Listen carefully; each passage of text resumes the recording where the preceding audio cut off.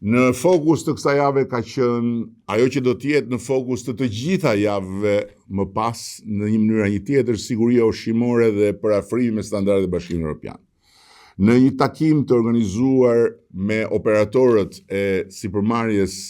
ushqimore, ne u ndalim në një temë shumë konkrete. Si do të garantojmë që çdo produkt që konsumojnë qytetarët jo thjesht të jetë i sigurt, por të jetë një produkt i pranuar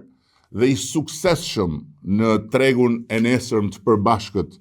të Europës, ku ne do të jemi antar me të drejta, por dhe me detyrime të barabarta.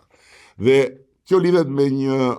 sfidë aktuale, më të ndërlikuar në procesit tonë të antarësimit në Bashkimin Evropian, që është sigurimi i të nesërmes për të gjithë ata të cilët kanë ndërtuar të sotmen mbi themelet e një pike grumbullimi, përpunimi apo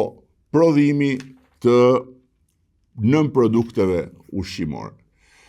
Që do thotë që nga gjëja e gjallë deri tek produktet e paketuara.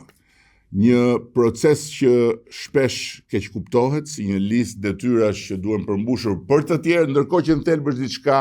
që lidhet drejt për drejt, jo thjesht vetëm me shëndetin e shqiptarëve këtu në Shqipëri,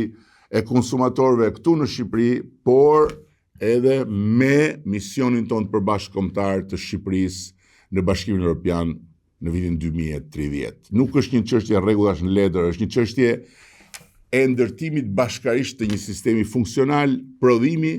kontrolli, cilësia dhe besimi në çdo hall. Në këtë fazë Shqipëria nuk bën vetëm harmonizimin ligjor me Bashkimin Evropian, por edhe duhet sigurojë zbatimin konkret të ligjeve në realitetin e përditshëm. E prandaj ne po ndërveprojmë dhe do të ndërveprojmë gjithmonë më aktivisht me sipërmarrësit dhe sipërmarrjet në bujqësi, sipërmarrësit dhe sipërmarrjet që kanë të bëjnë me produktet shtazore dhe nënproduktet e tyre, sipërmarrësit dhe sipërmarrësit që kanë të bëjnë me gjithçka që sot del nga toka e Shqipërisë fal punës dhe duarve të tyre të arta.